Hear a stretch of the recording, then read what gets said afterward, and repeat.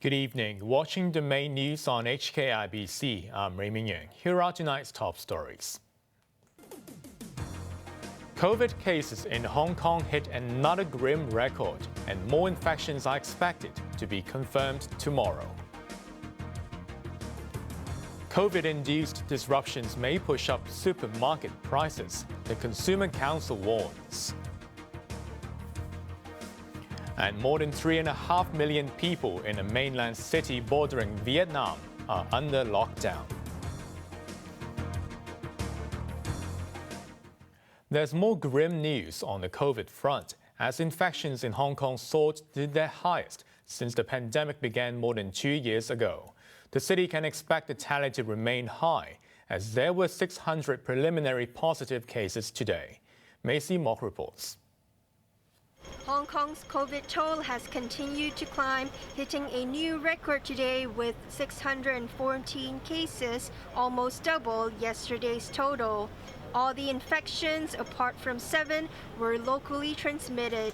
There were 150 cases with known sources, while the others are still being investigated. Tomorrow's figures are expected to be high, as there were 600 people tested preliminary positive. There are about 300 cases yesterday, and today there are 600 cases. So we estimate that the cases number may increase in coming few days. Probably the reason of the increase in this case is the effect of the gathering activities during the Lunar New Year festive. Despite the surge, the government is hopeful. We always appeal to member publics to reduce the gatherings and also to avoid leaving home. So with these containment measures and the cooperations of the peoples in Hong Kong, we hope we can contain the disease. Health authorities said the confirmed cases were from different family groups that gathered during the festive holiday. Some of the unlinked patients are sales personnel, cleaners, and security and construction workers whose jobs require contact with other people. 2 of the confirmed patients are in critical condition. They are a 77-year-old woman and an 84-year-old man. With no let-up in cases, Penny's Bay will start receiving low-risk confirmed patients from tomorrow. Close contacts and their family members can quarantine at home for up to 14 days. We aim to select cases who are relatively young, asymptomatic or mildly symptomatic, and also without any major medical background, to be staying in Penny Bay Isolation Center.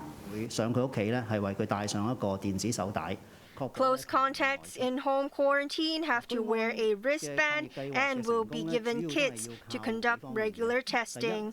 Maisie Mock, HKIBC. Health Chief Sophia Chan says the city's dynamic zero-COVID strategy is likely to continue, with even tougher social distancing measures expected to be announced tomorrow. State media on the mainland, meanwhile, defended the national policy of striving for 0 cases. Chloe Fong reports. There's intense debate on the streets whether Hong Kong should abandon the dynamic zero-COVID strategy and move towards living with the virus. This came as the government announced that asymptomatic patients will be treated at the Penny Bay quarantine facility rather than in hospital, with close contacts isolating at home. Some health experts support the idea of moving on. But University of Hong Kong infectious disease specialist Ivan Hong believes that it's still necessary for the city to maintain the current strategy. He said stringent social distancing measures help to buy time to immunize more people, particularly the elderly, whose vaccination rate is only about 30%. The debate caught the attention of Beijing, with state media defending the country's dynamic zero-COVID strategy as a fundamental guideline. The People's Daily accused those who propose living with COVID as irresponsible, adding that Hong Kong should not be blinded by what it called wrongful voices. Health Chief Sophia Chan cleared the air today, hinting that Hong Kong might tighten measures because of the extremely severe situation. Chan expects new cases to surge following the Lunar New Year. Chloe Fong, HKIBC. One day after admitting that long queues at testing stations were not ideal, health authorities enlisted the help of technology to reduce the waiting crowds. A ticket distribution machine commonly seen outside restaurants was deployed at Chuen Wan Park, one of 52 mobile specimen collection stations across the city. People who obtain a ticket can check the estimated waiting time online, and there's no need to get in a physical queue. But they will lose the reserved spot if they don't show up within 30 minutes of the designated time. Anti-COVID measures have affected patronage on the MTR, prompting the railway operator to reduce night services. Starting at 8 p.m. on Friday, trains on most lines will run at intervals of 5 to 9 minutes. On the Cheung Kwan O line, trains will operate at around 6 to 12-minute intervals. The MTR recorded a significant drop in passenger numbers during non-peak hours at night because of restrictions, including a ban on restaurant dine-ins after 6 p.m. The Consumer Council has warned that people may have to pay more for daily supplies and urged them to compare supermarket prices. The watchdog's chief executive, Yeung, expects prices to rise in the next few months because of supply chain disruptions triggered by the pandemic. Its supermarket survey showed that a basket of 230 products rose by 2% last year compared with 2020. Canned food jumped by 20%, while frozen food cost 10% more. Wong advised consumers to compare prices online and try different brands. If you have the pattern to buy everything from one single supermarket, we suggest you to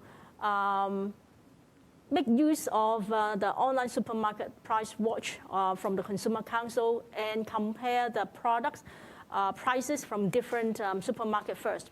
And maybe if you want to save money from your daily shopping or maybe supermarket shopping, you can buy the cheapest one from different shops so that you can save the most of your daily purchase. Obviously, everyone hopes that the pandemic can disappear really soon, and then when things back to normal, logistics back to normal, shipment coming into Hong Kong can be at a cheaper rate, then we can enjoy cheaper product by that time. A mainland city bordering Vietnam has been sealed off after dozens of COVID infections were detected. Public transport services and classes in Bai Se have been suspended, and people can only leave their home for urgent needs. Chloe Fong reports. Mass testing over the weekend uncovered 37 COVID infections in the southwestern city of Bai Se in Guangxi province bordering Vietnam. A strict lockdown was imposed in the city of 3.6 million people. Residents can only leave home to buy essential goods or to undergo tests. Travel to nearby regions was banned and violators face penalties. Schools were closed and all public transport halted. Only essential businesses like supermarkets and pharmacies remain open. People in the poverty-stricken region have appealed to other provinces for medical and food supplies. One Weibo user said the situation near the border is tough and the medical services are underdeveloped. Prices have shot up, with one person saying cabbage now costs 20 yuan, around 4 times more than usual. 全区新增本土确诊病例56例。 As of this afternoon, another 56 cases were reported in Bai Se, taking the tally to 99, including 2 Omicron cases. Across China yesterday, a total of 45 locally transmitted cases were reported, most in Bai Se and a handful in Guangdong, Tianjin, and Beijing. Chloe Fong, HKIBC. In other news, a man has been arrested on suspicion of murder after his elder brother was stabbed to death in a village house in Tai Po. officers recovered a knife, which is believed to be the murder weapon. Macy Moore reports. Police rushed to a village house in Tengliuha last night after receiving a report that a 68-year-old man had collapsed. On arrival, officers found the man dead.